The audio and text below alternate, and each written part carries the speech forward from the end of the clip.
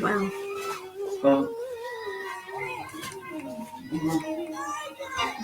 Yeah.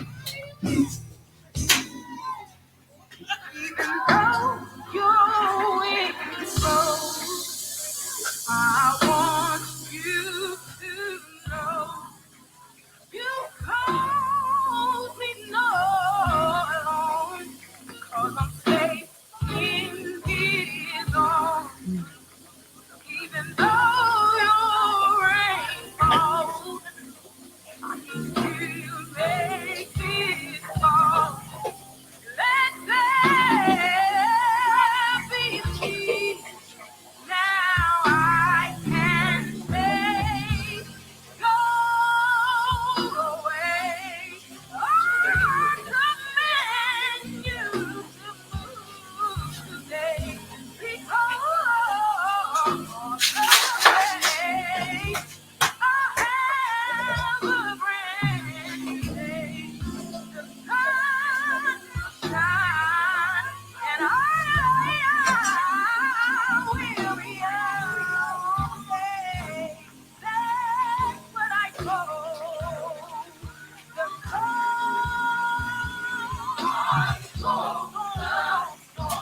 Oh, yes, I did.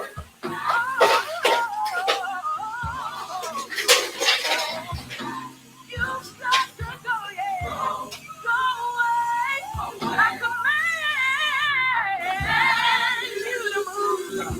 Oh, yeah. Oh, Tom, yeah. You don't have a choice in the matter. You have to see. Yes, that's what I call the storm. Oh, I told the storm, you can't last. Oh, storm, I said I won't be defeated. You got to go. You got to go. Oh, storm, when you have to see. And that's what I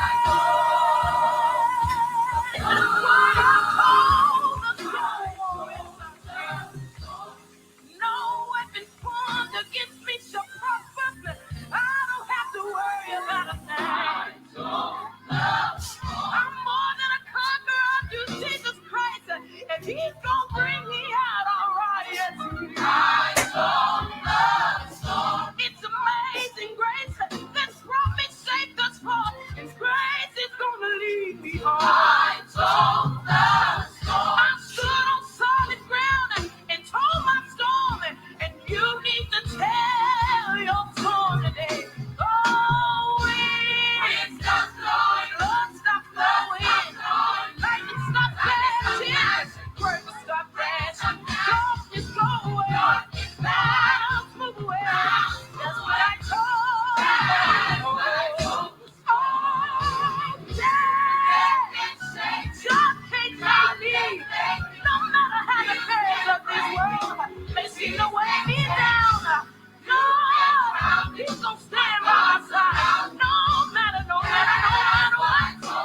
Oh, yeah. God can't make me. Bills can't break me. No matter how long you try, you won't defeat me. You won't defeat me. That's what I know. Oh, that's what I told the Lord. Somebody out there is going through some trials, but you need to stand up and stand on the word of God. He said in His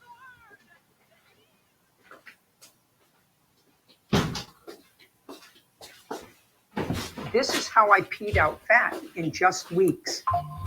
What's up, everybody? Thank you all for joining in tonight for Real Talk. Sorry, we got a whole lot going on today. Babies, birthday parties, and flag football tournament with my fraternity, and day with my frat brothers. What's up, everybody?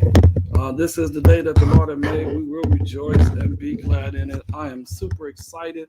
Why don't you all invite your family and your friends on and let them know that Real Talk is on live. And I got one of our favorite guests, Dr. Cat, is on here. Um, so let's give y'all a minute to there you go. Come on, start inviting some more people in. This is too important for you all to not share tonight. It's too important for you not to share tonight. We're gonna talk about mental health in the Black community. What's up, Gabby? All the way in Jackson, Mississippi. What's up, girl? Um, Come on, invite your family and friends. Invite your family and your friends. Put it on your page, share it on your page tonight, and we're gonna be ready to go. We don't want to repeat tonight. I know we got a solid good hour for you. We're gonna have Q&A. And also, if you are Ocean Springs, don't nobody know. Listen, I'm from California. I don't know about no all them doggone backwoods cities in Mississippi, okay? So, would you all please like and share on your pages? Please like and share. What's up, nephew? Please like and share. One more time. There y'all go. Y'all coming on in. Please like and share. And share. Kat, go ahead. It's on your page. Like and share for your people and your fans next to Biloxi. Okay. All right. Please like and share. You all. This is too important not to share with someone. All right. Come on, Kat, Dr. Kat. Say hello to the people. Hello, everyone. Thanks for having me back. It's always a blessing to be here with Pastor Marty Peters and his followers to talk about mental health awareness. Today, we will be talking about suicide awareness, mental health in the Black community, and what we can do if we feel like we're in crisis. A lot of times, when people are in crisis, they don't know what to do. So today, you will learn how to take care of yourself, how to take care of your loved ones, and how to help out a friend if they are in a crisis. Thank you for having me. Kat, you didn't tell the people who I am to you. Yes, so Marty is my brother. He is the best friend of my husband of 30 odd years. How long y'all been 40. friends? 40. Ooh, Get it right, sis. it's been that long? Since September 84. How many years y'all been friends? Yeah. 40? Ain't that 40 years? 39, 40? Y'all old enough to be friends for 40 years. Ooh, Lord. And ain't never had a fight. Wow, that's a true friend. That's Ain't a that true a true friend? hmm So, yes, Marty is my brother. That's right. I am your brother. I do. Dang, I'm freezing again. I do. I promise you. Gabby talking about 2 years after I was born. Who cares, Gabby? You know what? You about to get on my nerves. Look, we're not going to get into that because I don't know how old I was, but that's a topic for another day. You and Gabby got jokes, huh? Yes, we've Y'all been look friends. good, though. You don't look it, Marty. We'll be 55 next year. Mm-mm-mm. Me and Ambrose met. It was only one seat left on the bus, and it was next to him. And I was gonna get in the middle, and he stood up. No, he scooted over, and I sat on the end. We didn't say nothing to each other until he rang the bell to get off the bus in front of Oakland High. And I was like, "Dude, you going to Oakland High?" He was like, "Yeah." I was like, "Man, I'm Marty." He was like, I'm Ambrose." He starts stuttering. Yeah, that Don't was be my talking about him now. Huh? Don't be talking about my husband. I'll talk about it, but I won't let nobody else talk about it. Oh my goodness. Yes. Okay, they coming on in here. You all listen. And sis, please forgive me. I ain't done no research, but I know enough to talk about a little bit of it. I do know for a fact right before the pandemic and during the pandemic, several pastors from across the world had committed suicide. Um, black and white pastors, black and white pastors, 3 years ago were committing suicide, black and white, Latino too. So it was not discrimination. Then I've noticed in the Bay Area, working in the funeral business and knowing a lot of people and being popular, you know a lot of things that go on in the community. It is a lot of black males in the Bay Area committing suicide. Once upon a time, sis, you did not hear about black people committing suicide. And so that's when I came, I was like, hey, sis, when you can talk, call me. Bro and sis need to have a talk. I'm concerned about what's going on in our community. And what really brought this, made me bring this to your attention is simply because it's the holidays. It's the holidays, and people get depressed and sad around the holidays, and they commit suicide because of losing loved ones, feeling lonely, feeling depressed, feeling like they can't make it. Um, and I tell folk all the time, we talked about this last night when I was at the house last night. And I always spend the day after Thanksgiving with my best friend and my sister and the kids. And we have a great time for 2 days in a row, Friday and Saturday. I just left their house a few minutes ago, but had to end to get back here for Real Talk because our show tonight is validly important. And it's the holidays. Like we talked about week before last, when we talked about suicide and we talked about depression. A lot of people get depressed around the holidays. So we want to see how we can help our community, how we can help the church community, our community at large, and people of color at large, or whoever's watching tonight. So sis, we can start wherever you want to stay. Again, you all, I need y'all to like and share this tonight. Don't wait till 9 o'clock to watch the replay. I want you to watch it now. Yeah, we plan to show some PowerPoint slides today. So today will kind of be more of a training. So I want you all to grab your notebook, your pen to write down resources. We have the National Suicide Prevention Line scrolling at the bottom. And then we have a crisis text number that you could text 24 hours. So we want to be found not only coming into this platform talking about mental health, but also giving you resources on how to take care of yourself. I think you hit it on the nail when you said things are changing and more people are having death by suicide. And a lot of it is because they're just helpless, right? They don't know what to do.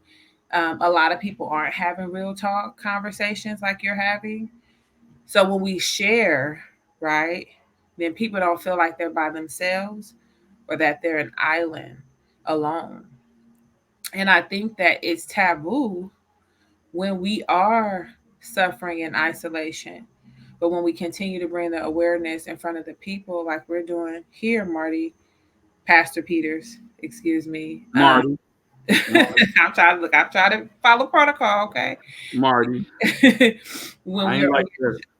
when we on your show, Marty, I think it's a relief for a lot of people because you are speaking the unspoken.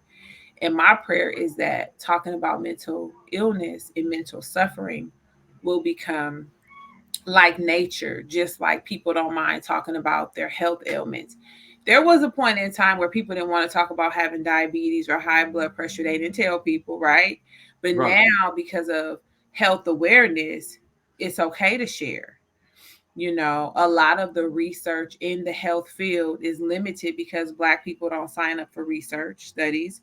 So a lot of the high blood pressure medications and different medications haven't been studied on us.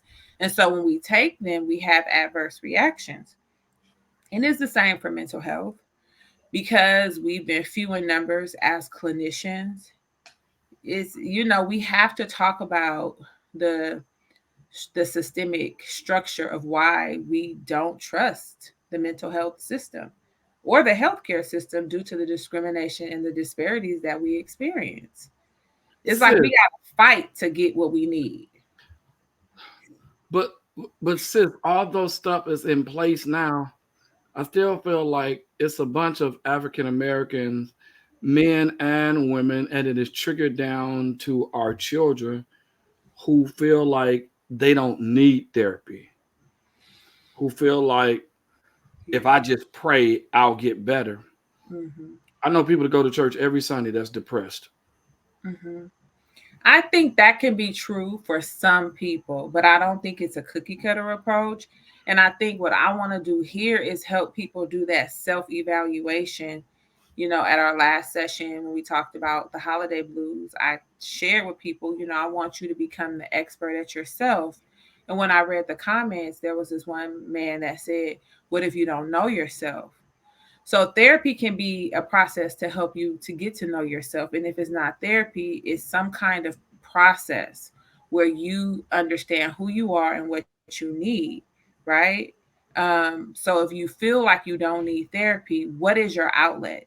What is your healthy outlet to keep yourself safe, mind, body, and spirit? I'm okay with that. But if you're living a reckless life that's full of risk and danger, then maybe you should consider therapy. We talked about that last night too. Me, you, and TT Yeah. sitting at the table. We talked about that last night because you have to have an outlet. If you don't have an outlet, you're gonna mess around and have a nervous breakdown. You go and then when you have a nervous breakdown, people still don't go get help for that. Right. I had a nervous breakdown, and I don't mind telling people, and it was behind church stuff, you know. Um, our story, Ambrose going through different transitions with different congregations. And as a new wife to a pastor 15 years ago, I didn't know how to really handle that. And I kept it in. I was like, oh, I'm strong. I didn't cry about it. I didn't talk to anybody about it because I didn't feel safe to share what I was feeling and what I was going through. And then I started having panic attacks. And I thought I was having a heart attack and I thought I was dying. And I went to the hospital. So that was my journey to therapy, actually receiving therapy. And I went. And this particular therapist charted all my transitions, all my losses. And she was like, yes, you're having a panic attack because you're experiencing so many traumas that some people have not even experienced in their entire life. So you have some people, it doesn't matter how old you are, have experienced many, many traumas. And then you have a person who hasn't experienced any that would be significant to someone else. So it's a cookie cutter approach. Wow. I'm sorry, it's not a cookie cutter approach. It's Okay. not a cookie cutter approach. Okay. Yeah, because what works for you may not work for me, you know? So I So just tell people try it, try what works for you. If you feel like your spiritual care is enough, and if it's serving you and you feel balanced and you feel healthy and you feel safe, okay, then you don't have to reinvent the wheel. But if you're going to church, you got your spiritual practice, you're praying, you're doing all the things, and you still feel away, then maybe you should consider a higher level of professional care like therapy in conjunction with your spiritual care. So, sometimes you can outgrow a stage in your life and you need to level up and maybe, have some other interventions. It's really about being open and not being closed off to receiving help and support. okay. So okay. So sis, where you wanna start tonight? I want to start tonight by just going over the topics that we're going to cover just so we can stay on track. So if we have the first PowerPoint slide where it talks about mental health topics, maybe we can scroll that on the screen. The first thing I want to do is just show everybody the definitions so they can have a working knowledge and understand what we're talking about. So, our first topic is going to be what is a mental health crisis? And then we'll move into signs of a mental health crisis, right? Everybody needs to know the signs and the symptoms so that they can be aware. Warning signs for suicide. And then I want to deal with factors that may contribute to pastors experiencing suicidal thoughts, because I know you shared that in recent years, there's been pastors committing or dying by suicide. Oh, a And lot. then we'll briefly address the mental health crisis in the Black community. And I really want to get through this content so that we can have room for Q&A, because I think it's important to hear from the viewers that are listening what questions they have. So let's move to our next slide. So if you're watching, please take a picture of this, save it, because you never know if you may need to call the National Suicide Prevention Lifeline for yourself or for someone else. You can also text this number here, 741-741, if you are in a crisis. These are 24-hour numbers. Now, of course, if there's a situation that requires immediate assistance, go to your nearest emergency room or call 911. So we want to make sure that you understand the what to do if you're in this situation. Okay, we'll move on. Okay, so what is a mental health crisis? A mental health crisis is a situation in which a person's actions, feelings, and behaviors can lead them to hurting themselves or others, right? Or put them at risk of being unable to care for themselves or function in a community in a healthy manner. Situations that can lead to a mental health crisis can include stress at home, like conflicts with loved ones, exposure to trauma or violence, stress at work or school, and other environmental stress can also contribute to a mental health crisis. So, there are many factors that can cause one to feel like they're in crisis. And these are some examples of some environments that can trigger it. Next slide. So, let's look at the signs of a mental health crisis. A mental health crisis can display in a variety of ways. So it's really important not to judge yourself by someone else. Like if you know somebody else had a crisis and you're like, oh, I'm not having that, that may not be how you present in a crisis. So it's really important not to judge yourself by somebody else's situation. Um, there is no one indicator that a person is experiencing a mental health emergency or may attempt suicide. Sometimes you don't know, but here are some signs to look for. So, the signs that one can look for: the person may be unable to complete daily tasks like getting dressed, brushing their teeth, bathing, etc. So if you notice a person is not able to care for their basic self-care needs, like proper hygiene, getting out of bed, those are typically signs of depression of some form. And that's something to pay attention to.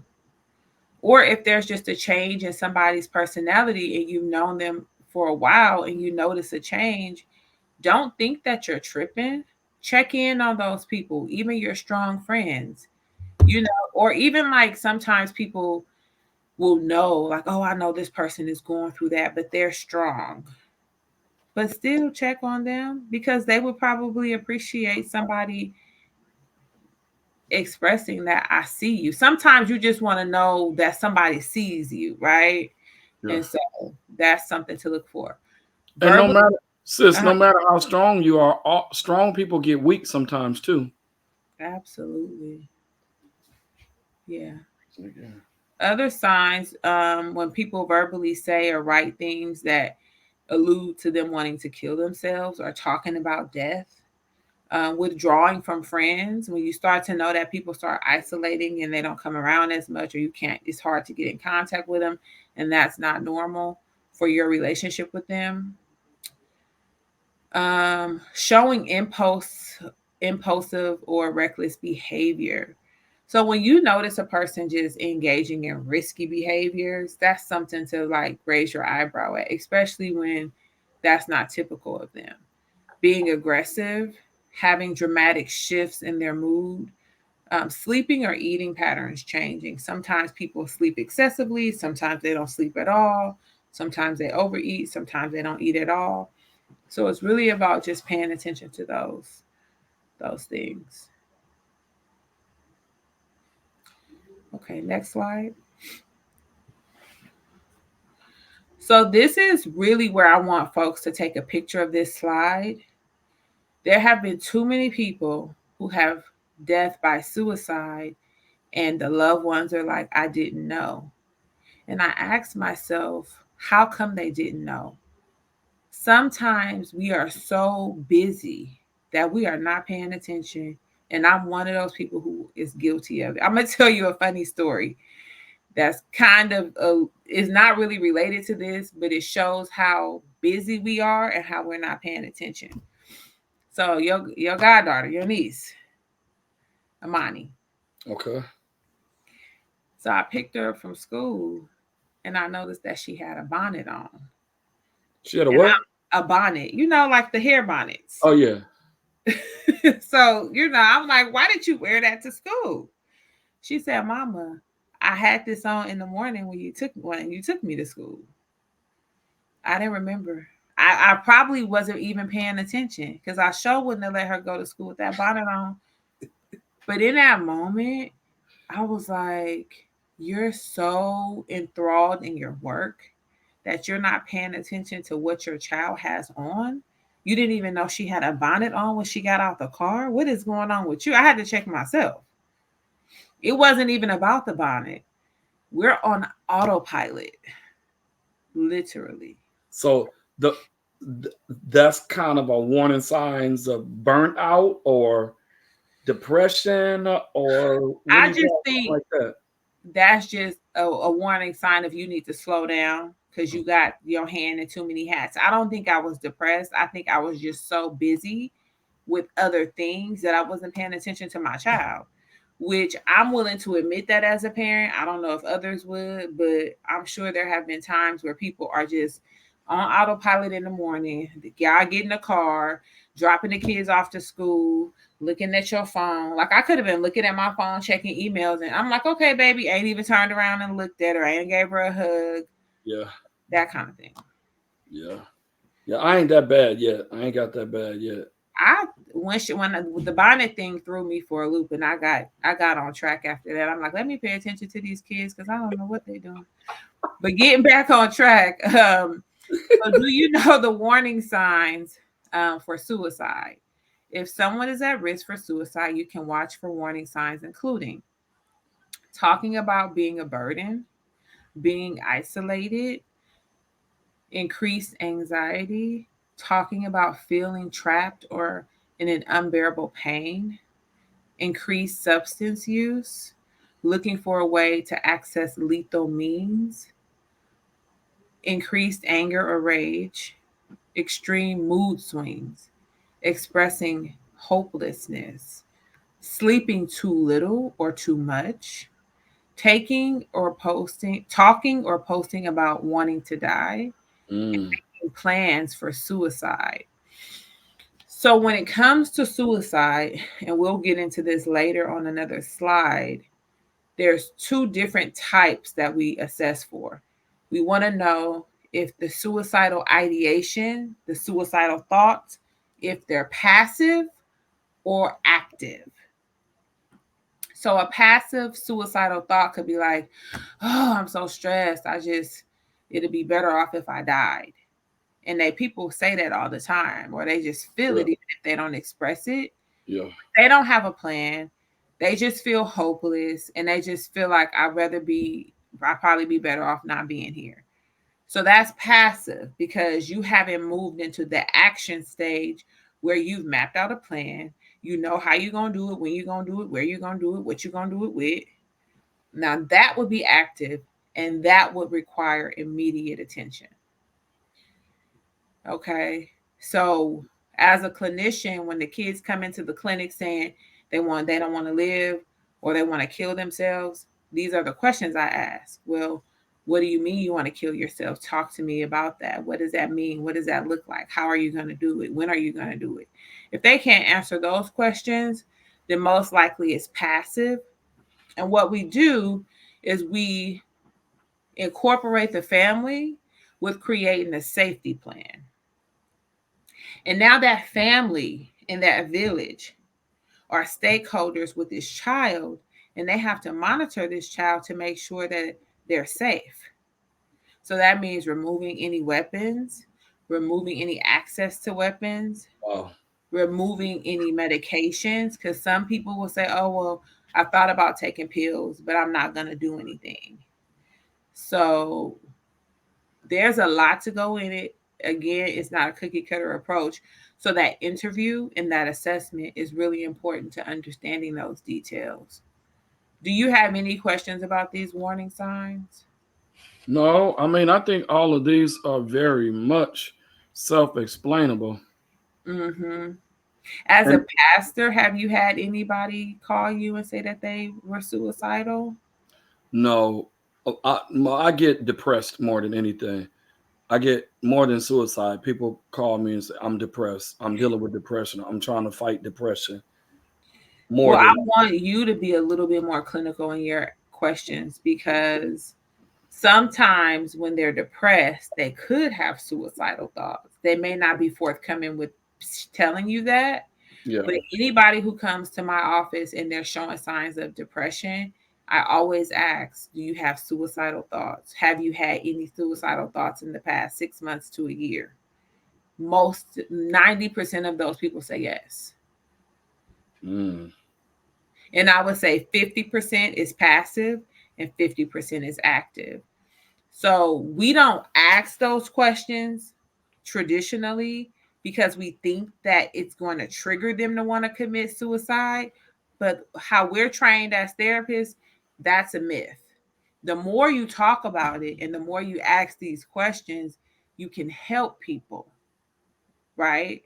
Because a lot of times a person's not just going to say, I have suicidal thoughts. Right. You have to create that safe space. And when you ask, well, you've kind of down, you're kind of depressed. A lot of times people have suicidal thoughts when they're down and depressed. Have you had any?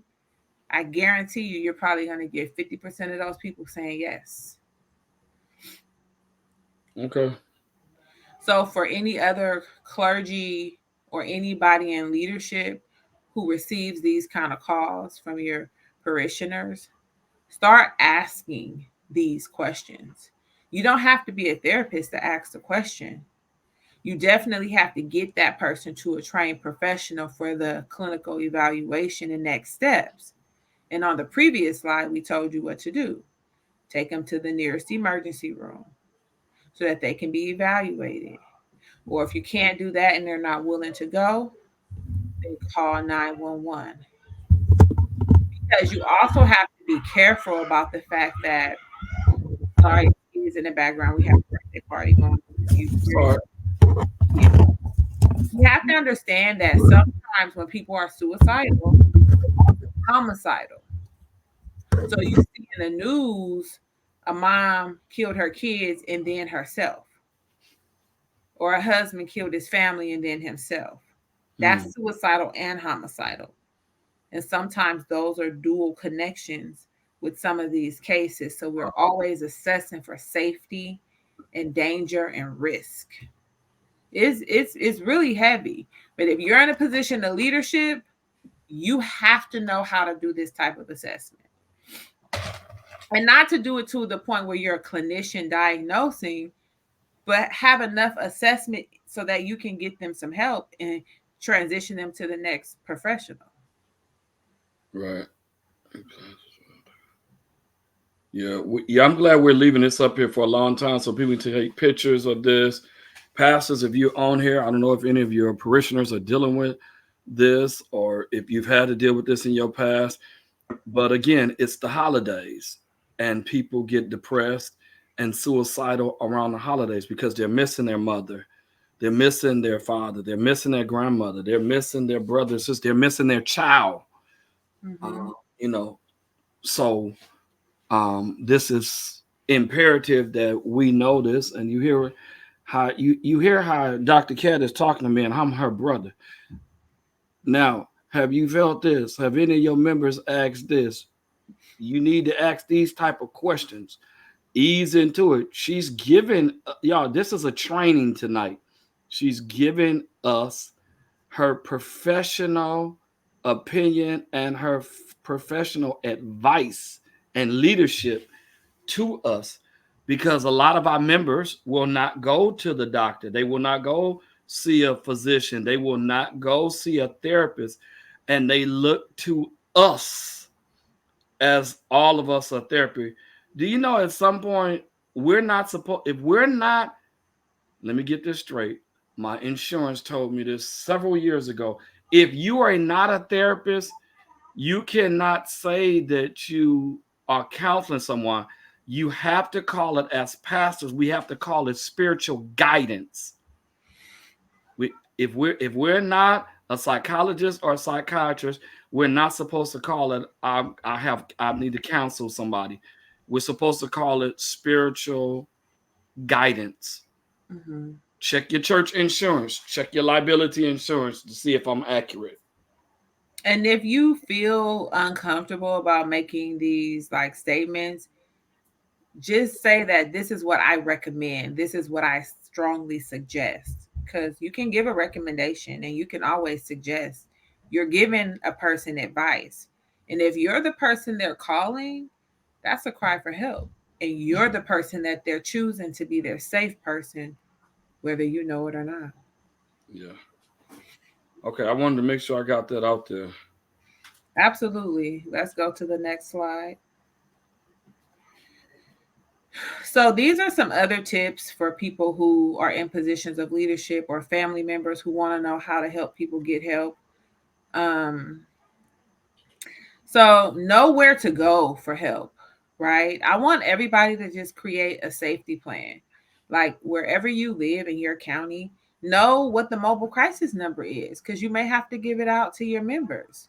Know where the mental health facilities are for your members or for your people who are following you. Have these national suicide prevention numbers and text numbers available because if you're able to provide resources, that shows that you care and that you're prepared. Um, Identify family members and friends who can be available for help and support the person in crisis. So if a person is calling you as leader, as pastor, as friend, as family, and they're asking for support or they're in crisis, you can also ask them who are your safe people, who is in your support network, just so that you can get a sense of if they have community or not. Um, and then some of this stuff is a little bit more clinical in terms of like medications and things. But this could be a plan that you create for yourself. Like if you know you take medications and things like that, write it down. Have a journal or something where you can have this information. Because if you're ever in a health crisis or a mental health crisis, you can direct somebody to get it. A lot of times we have family members who go to the hospital and the doctors is like, okay, what medications are they on? What's their health history? Sometimes the kids don't know. Sometimes the family member doesn't know. And then they have to start doing trial and error just to figure out what medication can bring that blood pressure down. Or, Listen, you know, let me tell you this because my mama's 80, my daddy is 90. And when they go to the hospital, we've had to call an ambulance. My sister made sure that my mother has a bucket with all her medication in there, and my father has a bucket with all his medication in there. And this has worked for us when we've had to call the ambulance for our parents. And the first thing they want to know is, you're absolutely right, what kind of medication they on. We be like, here's the bucket right here. And they take each one of the medications out and they write each one of the medications that they're on down. May I make that suggestion to us that you get a big Ziploc bag and keep your mother and father's medication in there, or your medication in there. Mm-hmm. Mm-hmm. Absolutely. So this preparedness plan is a plan for your physical health and your mental health. Some of us are taking mental health psychotropic meds. And so our loved ones need to know what we're taking. Stop just making it a secret. It's okay. Because if you're in a crisis, that's something that they would need to know. You don't Mm-hmm. have to tell everybody your business, but if you have a diagnosis of clinical depression, anxiety, or whatever it may be, tell somebody you trust. And so, one of the things that we talked about last time was the power of that support network. Remember, Yes. I need people to find safe people, even if it's just one person that you trust, so that they are aware, you know, of what's going on with you, so that we can know how to help you. We are tired of people with that post slavery mentality: don't ask, don't tell, sweep it under the rug, suffer in silence. That's killing us. It's It killing is. us. It is. And a lot of that leads to depression, and sometimes depression leads to suicide. Absolutely. It's interesting because even with health history, I was talking to my cousin and she was telling me some of the health issues she was having, like arthritis and different biological reproductive stuff going on. And I shared with her, our grandmother had that.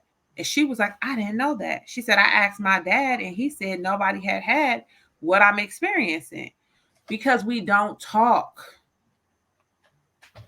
This We is true. don't talk.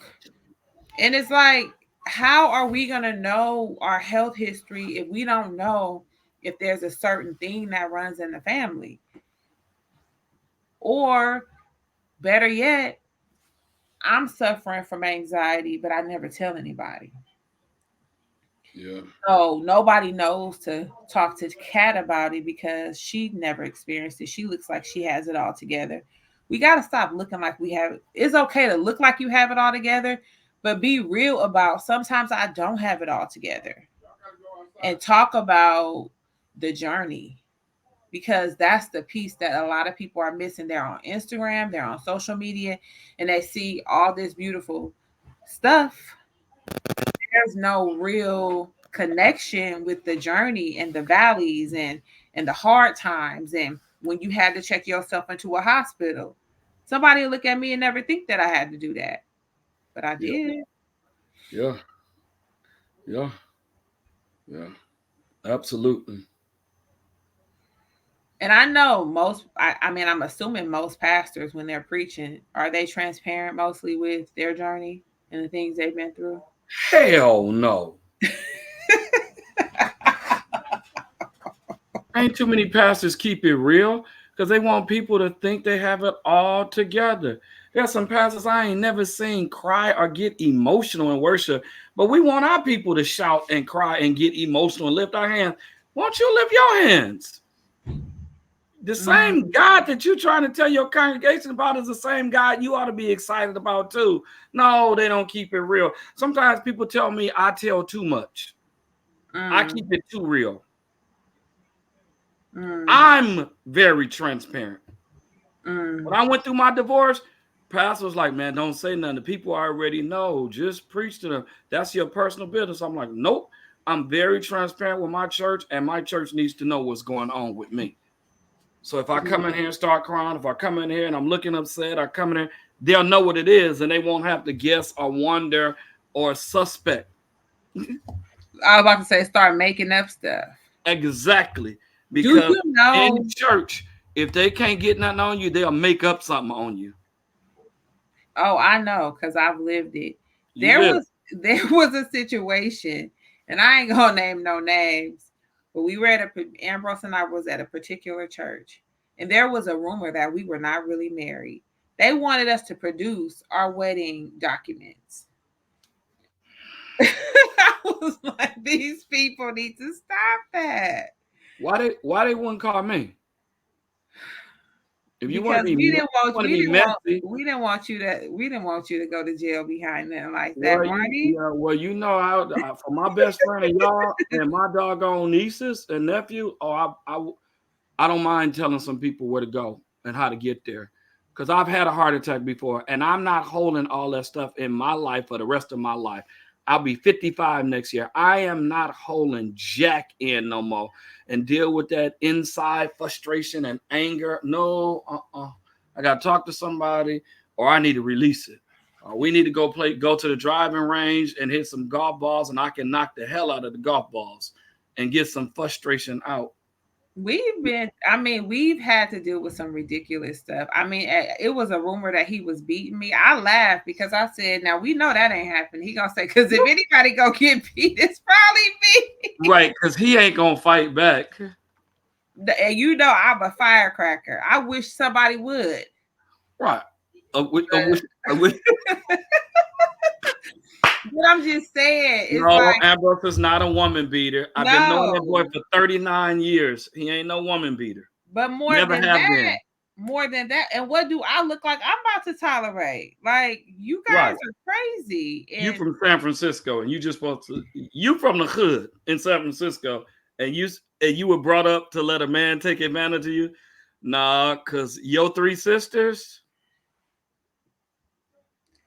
and you.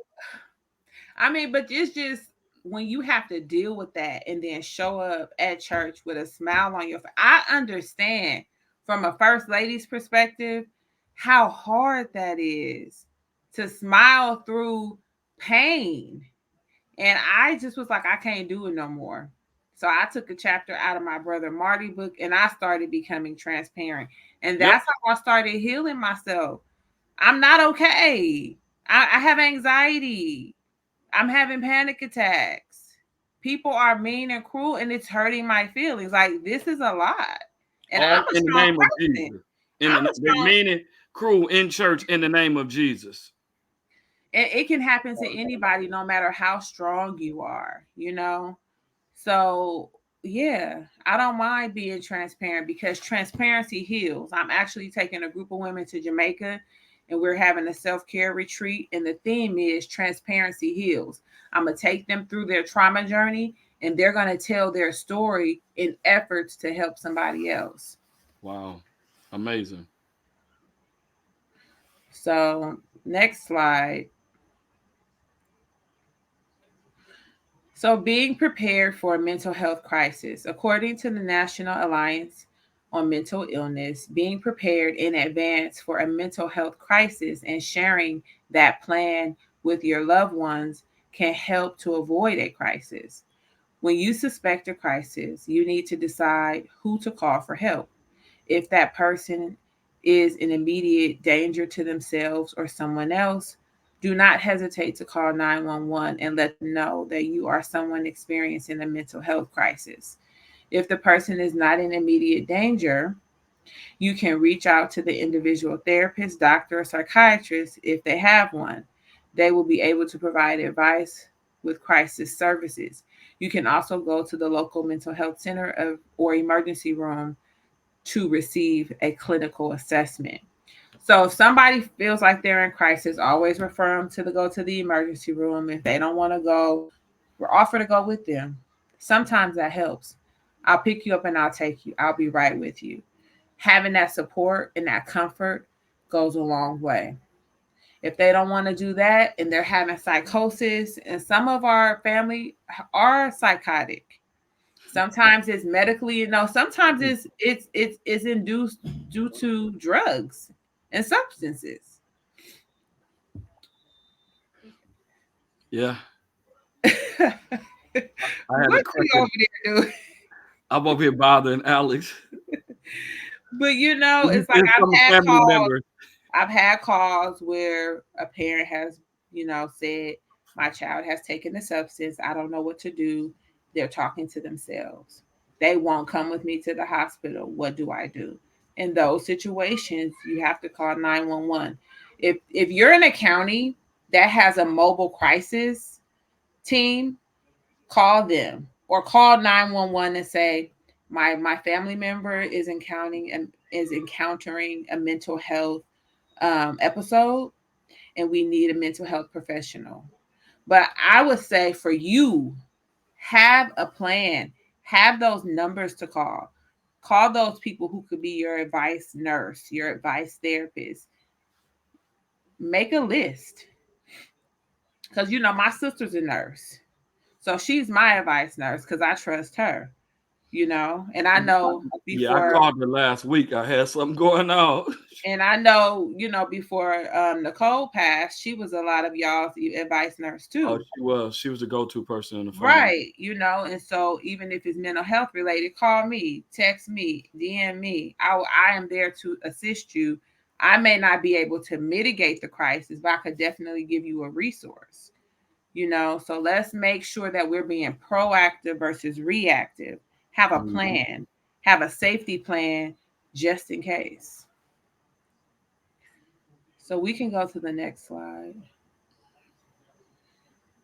So these are the questions that one can ask. If a person is telling you that they don't want to live, you want to know, does the person with suicidal thoughts have a plan to die by suicide? Please take a picture of this slide because these questions are going to be very helpful. Then you want to know, does the person have access to harmful means to hurt themselves? So if a person says, oh, I want to just slit my wrist, or I want to take medicine, oh, I just want to shoot myself, or I want to jump off a cliff, or whatever it is, do they have access to carry out this plan? And if they do, then you want to make sure you remove access. Wow. And then, does the person have intent to end his and her life?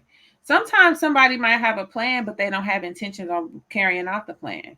I had a young lady say, yeah, I have a plan to kill myself. She was like, but I'm not doing it until I'm 18. Luckily, she's 13. This is what she's telling me, and I'm her therapist. But I made sure that she didn't leave my office without her mother coming in there, for her mother to be fully on board and aware of what she's saying. And she has a safety plan. So we don't let people go home without there being a support team in place to make sure that person stays safe. So even if a person is 5150 and they go to a psychiatric hospital and they're on a 72-hour hold where they can't leave because they have to be assessed and they have to be cleared, and the clearance is you're not going to harm yourself or anyone else, they still go home with a plan, with a safety plan. And that family is responsible for managing that plan with that client.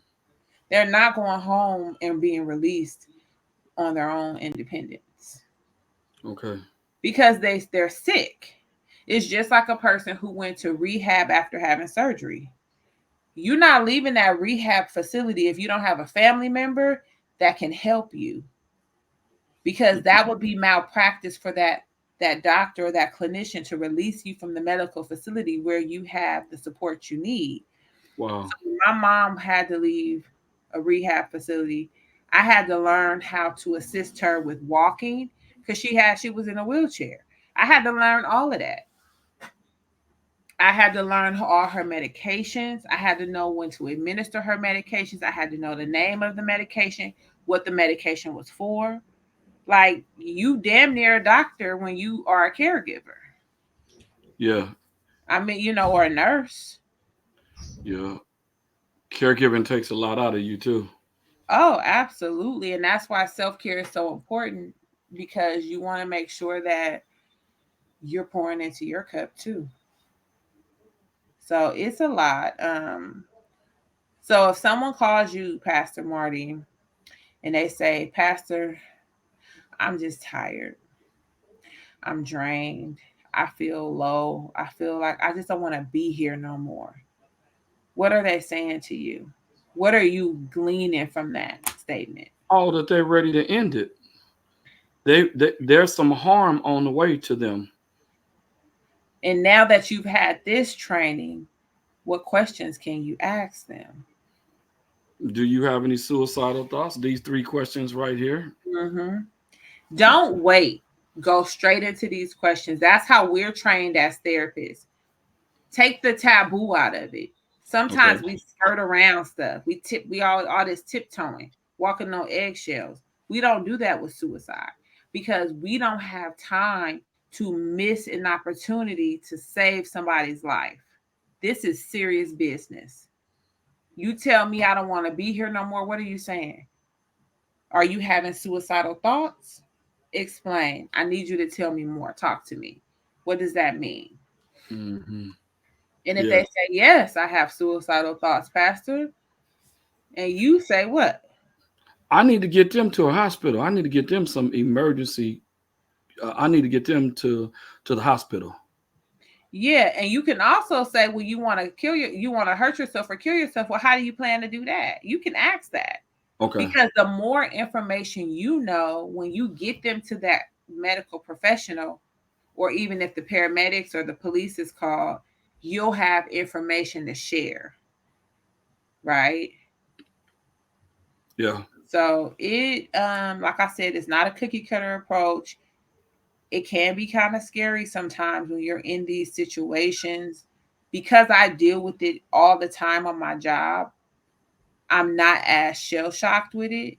But when I started at this level 1 clinic working with youth who are coming out of the hospital, I have to talk about suicide every time they come to my session. How you feeling? Have you had any suicidal thoughts? And then I go through that assessment before we can even start therapy because this is the population that I work with. And And then you go I ahead. guess I guess you would need to know what type of questions to ask and how this therapy session is going to go. Right? Is that correct? Exactly. Okay. Because if you having suicidal thoughts, why are we sitting up here talking about what you ate for dinner last week? I need to get to make the main thing the main thing. I mean, we can warm up, but sometimes that's not necessary when a person has a crisis history. It's different if they don't have a history of crisis. But if you know you have a person that you counsel or give advice to or spiritual guidance, if they have a crisis history, then you need to ask those questions directly. Mm. And they're okay with it because honestly, they're crying out for help anyway. I had a client tell me they had a whole plan to kill themselves and nobody even looked for them. They didn't even notice they were gone. That's got to be even more hurtful. That now you ready to kill yourself, but you don't have nobody to talk you out of it. No, ain't nobody showing you no love. Thinking that if I'm gone all these hours, that would alarm somebody to come Yeah. back home and not carry out the plan, and they never even noticed that I was gone. Jesus Christ. Okay. So yeah. Yeah, this is good, Dr. Cap. This is good. So take a picture, please. Take a picture of these questions. No, you don't have to be a therapist. You're not doing an assessment. That's a clinical assessment, but you're doing an assessment to get these people to a clinical professional. These are questions that you just need to know so that you don't miss an opportunity to help save somebody's life. My God. Next slide. So these are some statistics. I tried to get some for 2023, but this was the earliest I could get. Okay. So in 2021, 48,183 people died by suicide in the United States. That is one death every 11 minutes. Mm. One death every 11 minutes. Oh. Jesus. 12.3 million adults seriously thought about suicide. 3.5 million adults made a plan. 1.7 million adults attempted suicide. Mm. So when I say people calling you and they like, oh, I'm having a tough time, more than 80% have thought about suicide.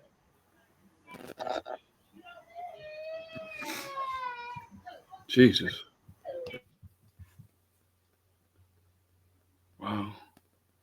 Attempted. Almost 2 million people have attempted it.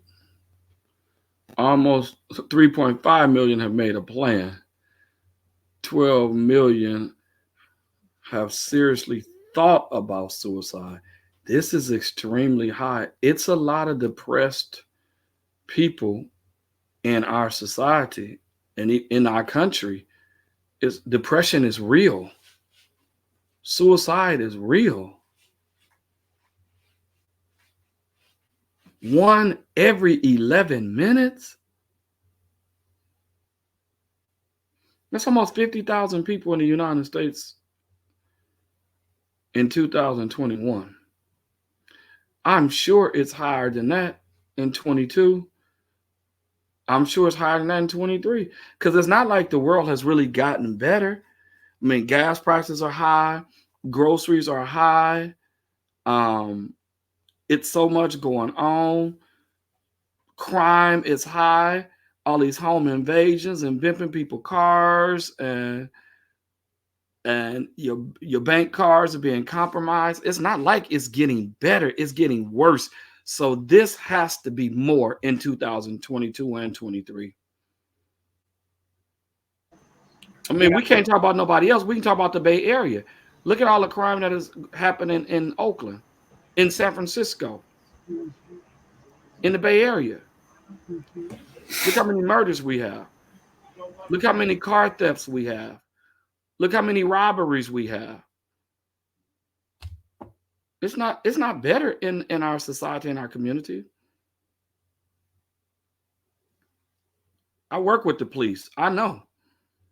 I work with the Black Officers Association. I know. I'm sorry. I just had to think that this is worse now than it was in 20. Oh, absolutely. Absolutely. I mean, sometimes we have to sit with these numbers. You know, sometimes we're not present enough to really know what's going on around us. But if you're on the front line like yourself, right, you going to get bodies. You know what the Yeah. autopsy says, you Yeah. know. And Yeah. in your recent months, you said you've been seeing a lot of suicide cases. Yeah. Mm-hmm. And then just death of a loved one that will make you consider Mm-hmm. or Mm-hmm. reconsider suicide. Mm-hmm. I mean, sis, we had 10 funerals last week. Mm-hmm. 10. From Yeah. Tuesday to Friday, we had 10 funerals. 10. Mm-hmm. Those are actual funerals and memorials. That's not counting cremations, Mm-hmm. which was probably about 7, between 5 and Mm-hmm. 7 Wow. in And 4 that's days. and that's heavy. And I know we've talked a lot about trauma, but one of the things we were talking about yesterday, you and I, was vicarious trauma, secondary trauma. Because living it, seeing it, and hearing about it is all trauma. It's all traumatic. Um, so people have to make sure that they're doing that self care. And I always check on you, like, brother, you doing self care? What you doing to take care of yourself? You You know, I do. stay on you. Yeah, you do. But it's because you love me and you care. Even Alex asked me, all right, can I use you for example? All right, Uncle Marty, we about to buy this building and it's gonna be a lot of work. I need you to be in therapy while we're in this building fund program. You got to be all right for us. Because if you're not all right for us, then we're not gonna get fed right. That's what she said to me last Saturday at about 5:45. She stopped, she looked at me. You know, she always bossing me around, so that's nothing new. She thinks she's the boss of me. I only let her boss me on Sundays and Saturdays, but I'm the boss Monday through Friday. But anyway, and Sunday while church going on. But she looked at me and she was serious. Now she ain't never just said, Uncle Marty, I want you to do this. She'll make out a plan. Uncle Marty, we need to do this week. We need to do this week. She'll have me a things to do list. And so she was like, you need to be in therapy because taking on this new building and adding on to it and remodeling it and buying church pews and painting and carpet and new this and all. It's a whole lot of stuff going to be going on. She was like, you need to be in therapy because I need my Uncle Marty to be good. Ain't nobody else said that to me. You need a safe space where you can process and unpack. And therapy is a place where you are in the driver's seat. It's your time set aside to just decompress and declutter what's in your mind. I have a noisy brain, and sometimes it's hard for me to go to sleep. So I need to be able to use talk therapy to just declutter my brain, or I walk. So walking helps me to declutter my brain. Some people exercise, some people listen to music, some people do meditation, they pray. People do all kind of stuff to keep themselves grounded. But you entering into another level, Pastor, you gotta have that support network that keeps you grounded. Marissa's standing right here. Last Saturday, I didn't get up out the bed. At about 3 o'clock, Marissa came in my room and said, "What's wrong, Daddy? You never stay in the bed till 3 p.m. in the afternoon. What's wrong with you?" I'm like, "I don't feel good." She's like, "I knew something was wrong with you because you ain't moved." But it was a day for me to rest. Yeah. I did not go outside. I didn't even put no clothes on. I finally got up and took a shower, brushed my teeth, washed my face, and put on some more pajamas and got right back in the bed. But the blessing is you have people who are paying attention to you. Do you know how many people who feel like they're unseen and unheard? Oh, it's probably millions. And those are the people who really are suffering in silence, crying out for somebody to notice them. Yeah. Yeah, absolutely. It's true. And so we have to get in the habit of checking on people. Even if they look like they're doing okay, ask them, how are you doing? And if you need any support, please reach out to me. Yeah. So sis, I want to move in our last 10, 15 minutes. As it is being added in the comment section. You should be able to see it in the comment section. If you have any questions that you would like the doctor to answer for you, no question is stupid. No question is wrong. How would you know if you don't get answers? So please, if you're embarrassed or if you don't want anybody in your business, you can inbox me and I will read your questions and I won't say your name. I'll keep it very professional. Since we are professional people on here, you all have a few minutes to go ahead and put your questions in the comment section. Or if you personally know me, you have my text phone number, my phone number. You can personally text me, or you can inbox me, Marty Peters or Martin R. Peters. I get all of those. Or you can inbox Dr. Cat. I'm sure she won't mind for this segment. We'll hold you in confidence. We're not here to mention anybody's names. We're here to help people. So whatever your questions is about suicide, about depression, about burnout, about breakdowns, however you're feeling, we can get you some help tonight. We can get you some help ASAP. If you don't want to ask a question, here's the National Suicidal Prevention Line, 1-800-273-8255, 273-8255. Or there's a line to text. They don't have to see what you look like. Anyway, text it to 741-741, 741-741. That's the crisis text line. You can text the crisis line, and I'm sure there are some people that text extremely fast and that can get to you ASAP. You all see in 2021, 48,183 people, almost 50,000 people died by suicide in the United States of America. That turns out and equals out to one death every 11 minutes. 12.3 million adults seriously thought about suicide.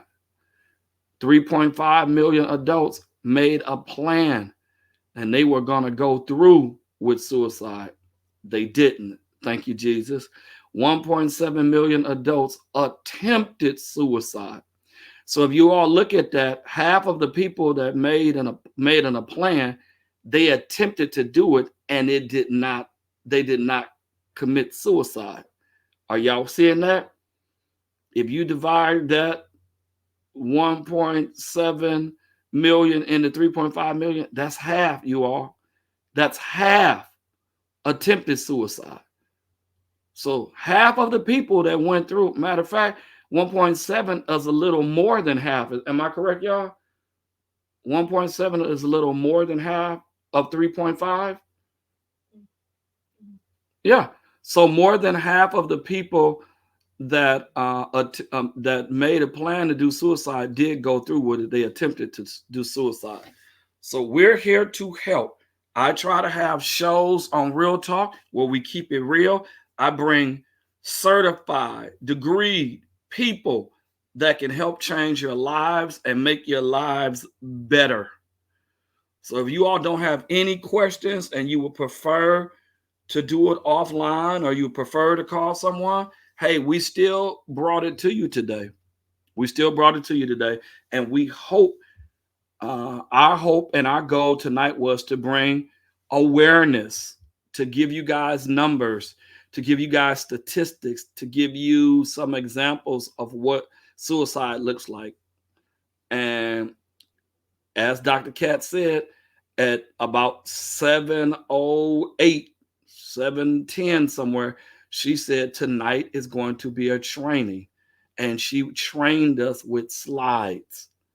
She gave us statistics. She gave us warning signs. She gave us crisis hotline number. She gave us a suicidal 1-800 number that they will keep you in confidence.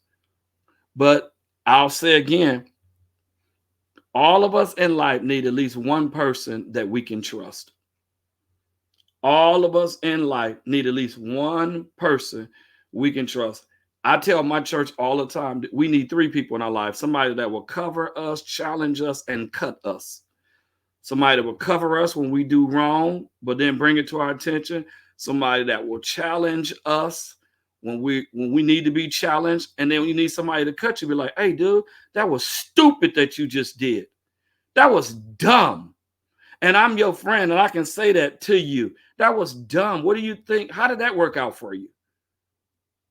Because we just cannot continue to go through life happy-go-lucky. We can't continue to go through life thinking that everything we do to people is okay and there's no repercussions.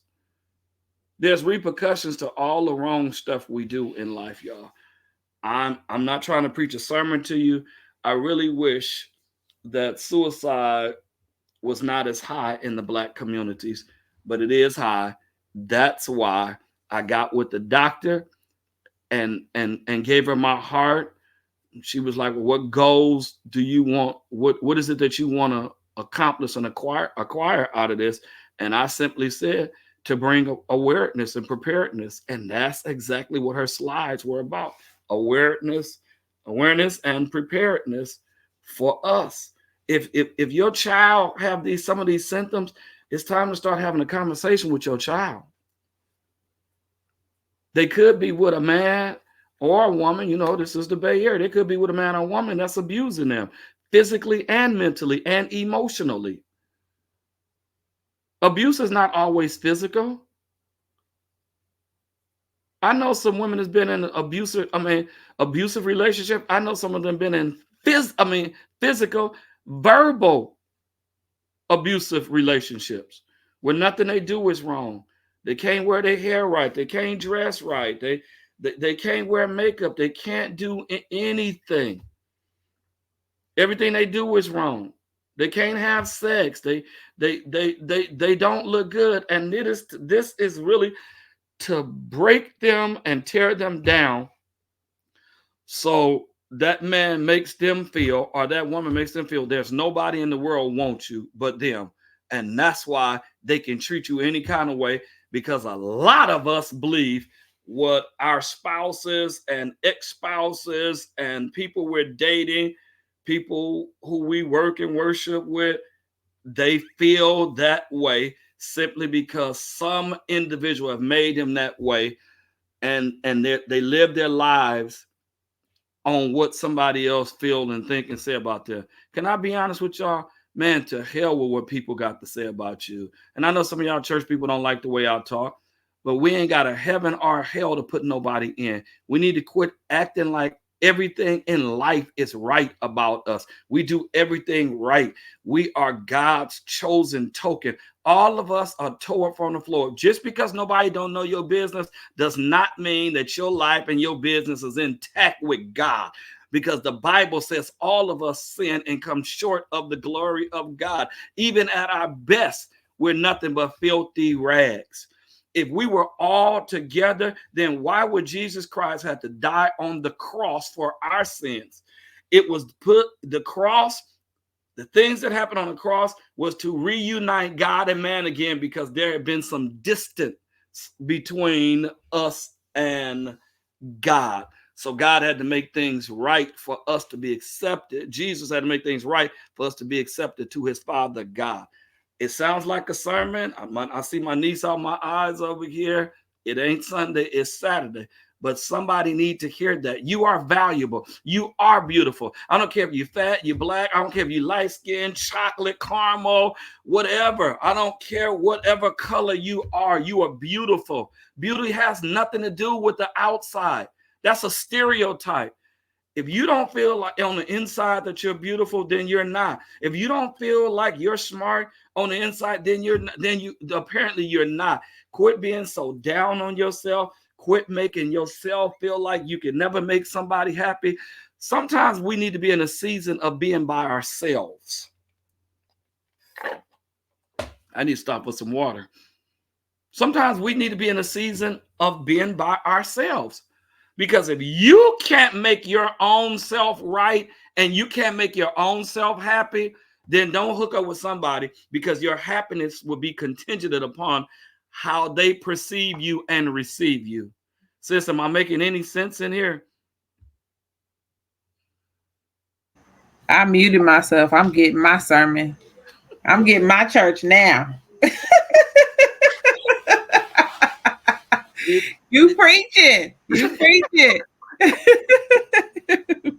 I am a preacher, no matter what. I'm just listening, and I'm taking it in, because everything you're saying is absolutely right. Because I know you hear this while you're in therapy. Yeah, what you're doing right now is you're building our spirit. And so many people come to therapy with their spirit broken. And it's interesting because I bring my spiritual gift to my therapy, because that's who God created me to be. And I speak to people's spirit and I build them up. And I tell them the same thing. You are enough. You are not what happened to you. Correct. What happened to you is just an experience that you had to encounter, but that doesn't define you. And so you speak to people's spirit and you rebuild their self-efficacy and how they see themselves and that self-love. So I know I echo everything you're saying. Thank you. Yeah, we need to hear it. Mm-hmm. We need to hear it. And that wasn't no motivational speaking. That's quotes from the Bible, and that's spiritual. That's real spiritual guidance. Mm-hmm. We need to quit being so down on ourselves. You know, my kids tease me about some shoes I bought. They didn't like them. I'm like, they match my outfit. What difference does it make? I'm like, y'all can laugh. I don't give a care. Y'all can laugh all y'all want to. I don't feel bad. I don't feel bad. Dad, we got to keep you hip. Okay. But I'm going to wear these shoes I got on today. I am not turning around going back home to change my shoes. Those are not the right Nikes. They are today. Mm-hmm. You hush.